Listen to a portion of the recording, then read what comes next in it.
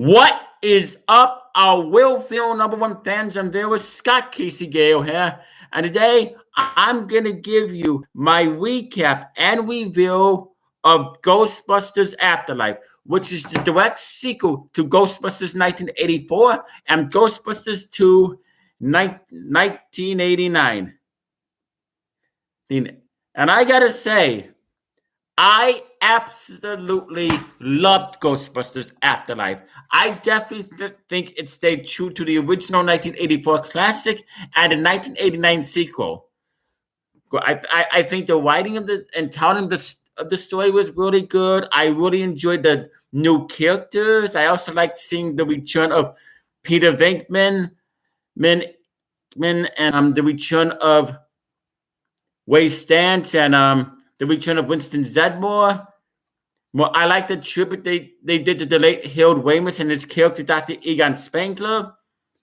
And I also like them a lot more stuff about this. Okay, let's begin with the recap, shall we? Here we go.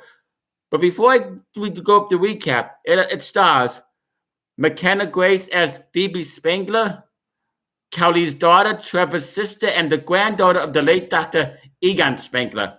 Finn Wolfhard as Trevor Spengler, Kelly's son, Phoebe's brother, and Egon's grandson. Carrie Coon as Kelly Spengler, Phoebe and Trevor's single mother, and Egon's daughter. It also stars Paul Rudd as Gary Gruberson, Phoebe and podcast teacher, who is a fan of the Ghostbusters and an amateur parapsychologist.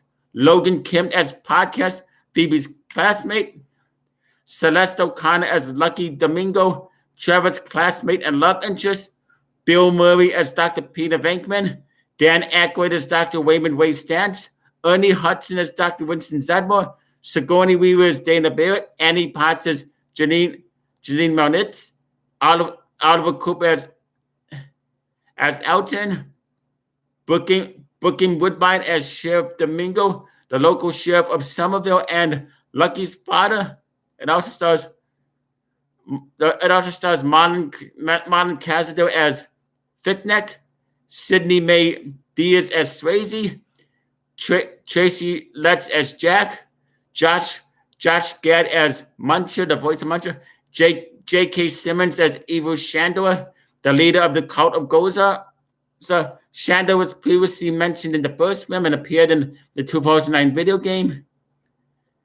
It also stars Olivia Wilde in an uncredited appearance as Gozer the Gozerian, an ancient and elder being of unknown origin who was previously defeated by the Ghostbusters during the Manhattan cross trip of 1984.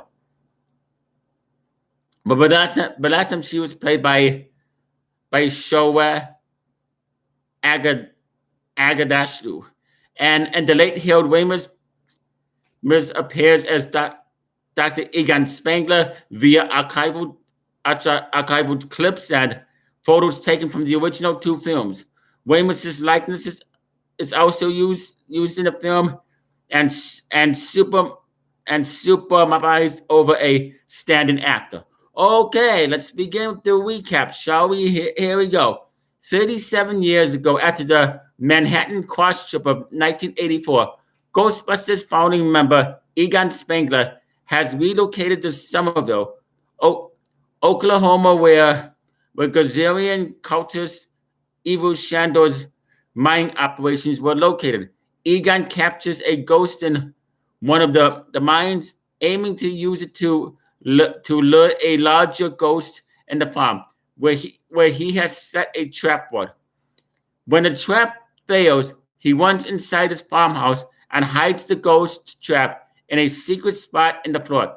Egon sits in a chair as if he's accepted his fate when a frog creeps in and kills him. Kelly, Egon's estranged daughter, and her two children, Trevor and Phoebe, are evicted from their home and forced to move into Egon's farm in Somerville. Trevor meets Lucky, a local girl working in a diner, and Phoebe is enrolled in summer school, where she's left under the care of Gary Gruberson, her eccentric science teacher. Janine Melnitz informs Kelly that Egon left behind a mountain of debt. While sorting through Egon's belongings, Phoebe finds her house is haunted and discovers a PKE meter and an unseen ghost leads her to a ghost trap. While Trevor finds the Ecto-1, Lucky takes Trevor to an old mine to stop a mountain where something has escaped. Phoebe brings the ghost trap to school to show her friend Podcast, where Gary reveals himself as an aspiring Ghostbuster and enables that Somerville has been experiencing a string of earthquakes despite not sitting on an epicenter, suspecting to be caused by something supernatural. Gary, Phoebe, and Podcast open the ghost trap and Bastille entity the escapes into Shandor's mind.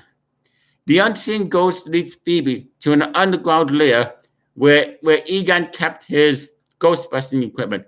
Realizing that the ghost is her grandfather, Phoebe mends a proton pack under his direction and tests it the next day, where she encounters the metal-eating ghost Muncher inside a factory.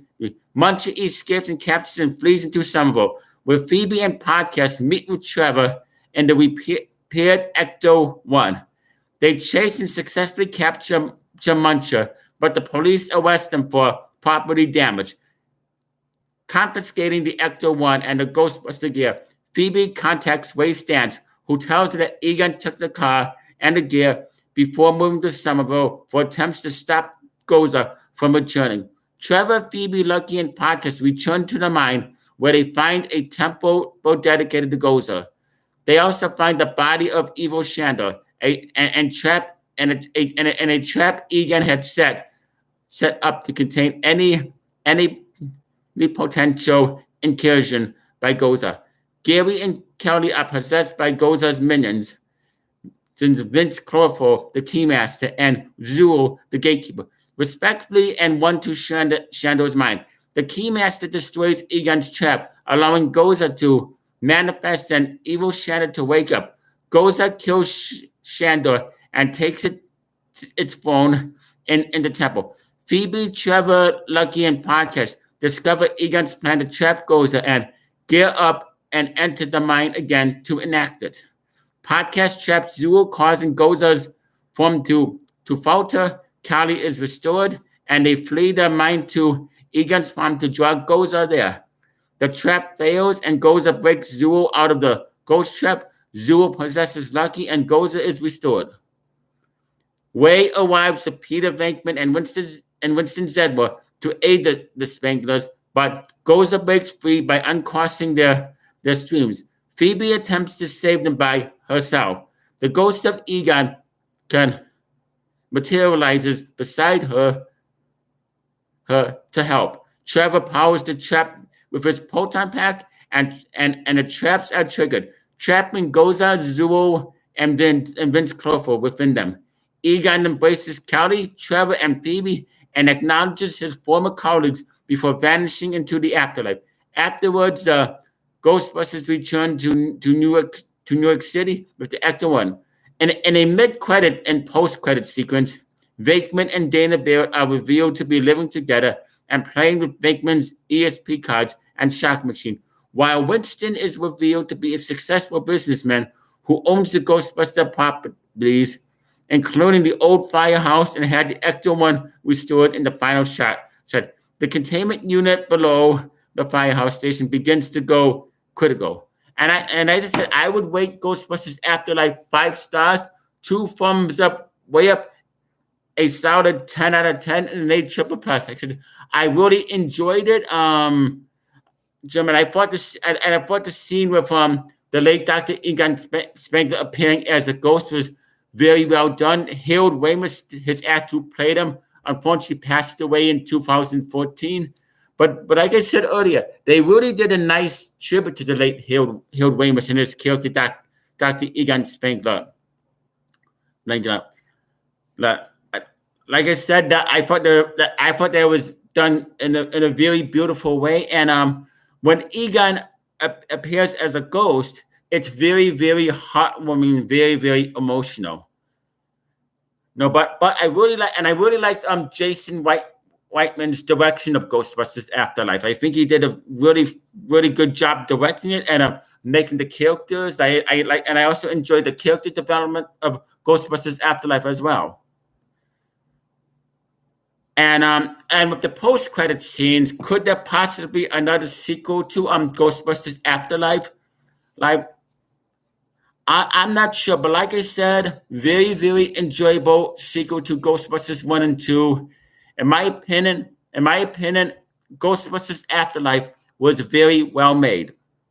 Anyway, comment down below in the comment section for those who have seen Ghostbusters Afterlife and tell me exactly what you thought about Ghostbusters Afterlife. Anyway, you stay classy, live long and prosper, and peace out.